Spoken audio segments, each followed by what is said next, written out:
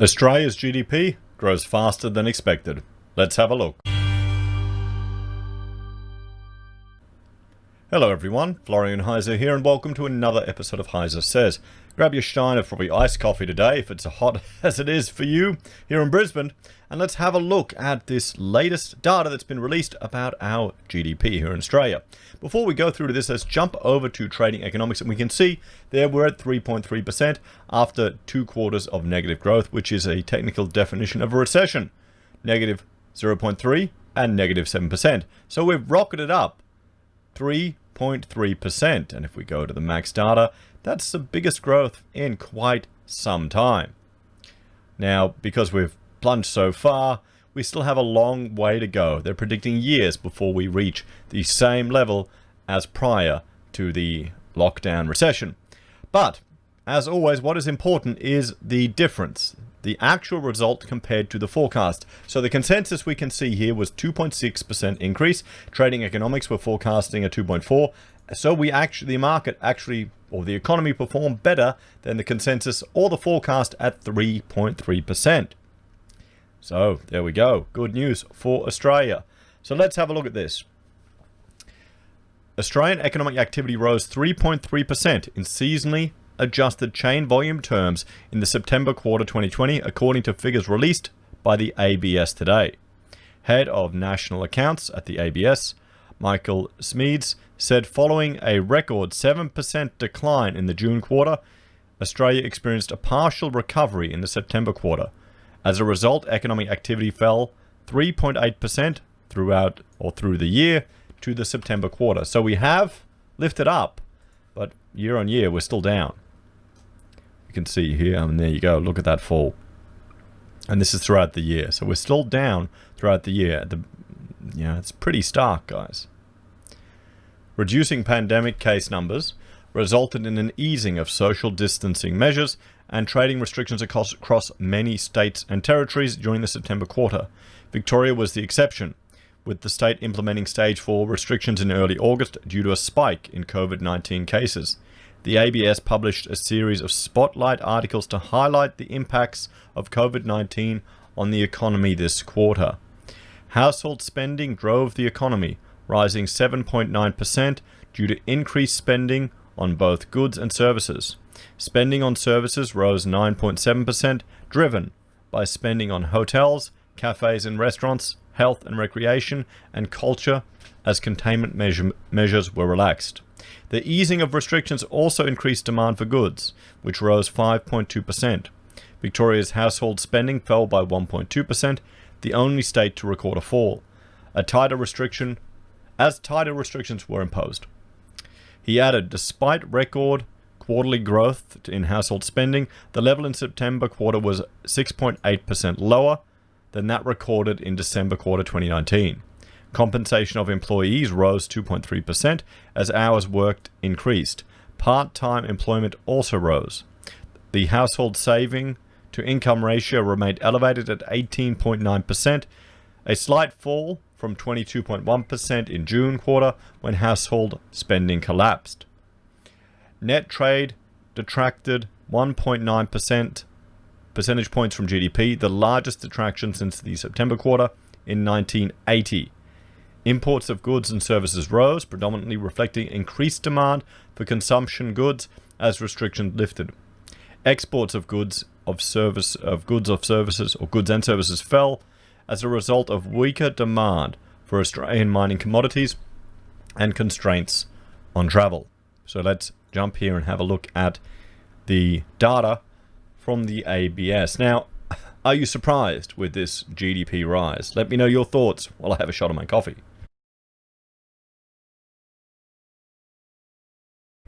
That's good coffee. So, the economy rose 3.3% in seasonally adjusted chain volume measures. Throughout the year, we're still down 3.8%. The terms of trade rose 0.7%. Household savings declined. So we're still, it's still insanely high for Australia. 18.9% is just crazy. So if we have a look here.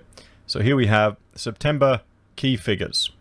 So GDP per capita. This is the one I like to focus on because our population growth has been quite high. And since the GFC, the global financial crisis, our GDP has been growing, but on a per capita basis, it has been below trend. And from September last year to this year, it's still negative 4.7%, okay, per person. Whereas overall, it's negative 3.8%. So it paints a gloomier picture, everyone. Nearly 5%. 5% drop.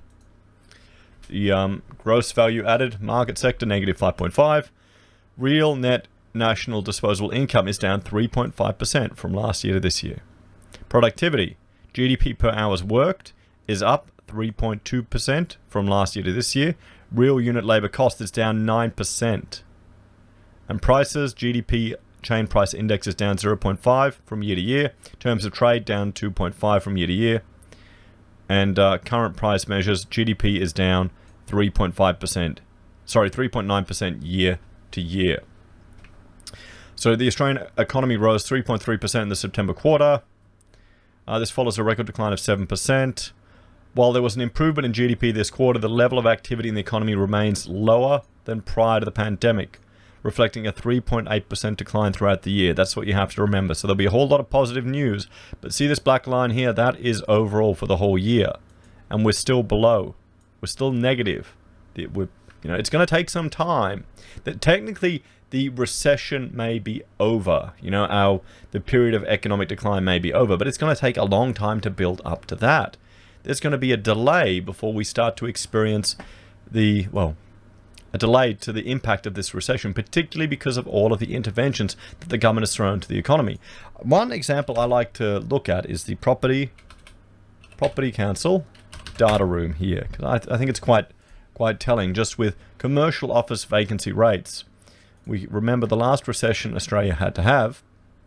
Once this loads up, we can see here is office vacancy rates. You can see here, this is the recession we had to have. So, from the 90s, vacancies just kept going up. It took time for demand for office space to reach a trough, which is here, the peak in this graph, because this is vacancies, and start being absorbed again. We can see that overall in Australia. Look at Sydney. It's very clear there. Look at Melbourne. Look at Brisbane. Look at Canberra. So that just shows you, while we may technically be, these 2 quarters of negative growth means that we're in a recession. Now, boom, it's shot up, all recession's over, everyone's happy. It's going to take some time for the damage that this has caused to filter through the economy. And because the government has intervened so much to prop everything up artificially, we're going to have a whole lot of businesses that may be trading while insolvent that are simply just running on fumes thanks to the JobKeeper and the trading while insolvent provisions. So next year's going to be interesting, guys. We could have, this could be, how they're talking about a W-shaped economy. So we could have this, W. Hang on, I'll draw on here. Is it coming up? Nope, wait, here. We could have this, guys. We could have the economy going up for some still going down, some growth, so different parts, and then it's shooting back down again, and then back up. So we kind of got a funny K-shaped economy where there's a jump and a retreat, and then the economy returns. So everything isn't sorted yet, because remember, if we look at these vacancy rates, if that repeats, it's going to have a flow through to the economy. What's going to happen to this when JobKeeper disappears entirely? When trading while insolvent disappears? When mortgage holidays disappears? When the banks start possessing property? So, private demand drives the rise. Domestic final demand contributed 4.3 percentage points to GDP growth. Household final consumption expenditure contributed 4 percentage points as restrictions lifted for households and businesses. Public demand contributed a further 0.3%. We can see here. That's it. It's all private demand. The private sector is just doing it. Which is good. You'd rather see that than from the public sector. So household spending recovers. After falling a record 12.5% in June, household spending rebounded in the September quarter, rising 7.9%. Spending remained weak, down 6.5% throughout the year. Reductions in COVID-19 case numbers led to a relaxing of social distancing measures and other restrictions, encouraging spending on services, which rose 9.8%. Hotels, cafes, restaurants, recreation and culture and transport services rebounded. Spending on health services recovered as deferred elective surgeries and visits to medical practitioners resumed.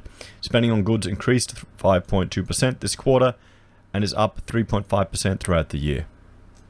So, well, there you go. Goods and services. So throughout the year, up or seasonally adjusted. The Melbourne lockdown constricts Victoria's economy. And he's got household final consumption by state. So this is the quarterly growth and throughout the year. So New South Wales throughout the year still down. Look at that, 16%. Wow. Where everyone else is, Queensland, there you go, we're 11% and 0.8. There you go. And Northern Territory. So what's going on in Queensland, guys? Why is our confidence so high? Household saving ratio remains at a high level.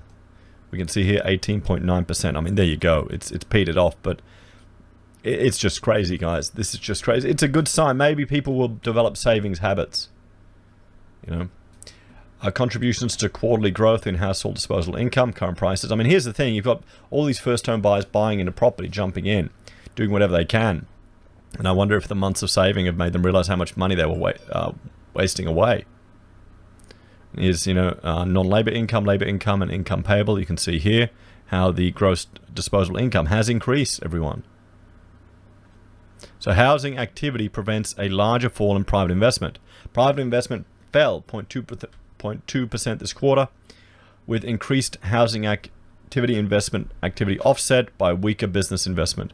Ownership transfer costs increased 21.4%. As the housing market activity rebounded following social distancing measures in the previous quarter. Renovations and home improvement activity dove a 5.1% rise in alterations and additions. So this is we're seeing the benefit of home builder there manifest in that sector. Government consumption continues to support growth.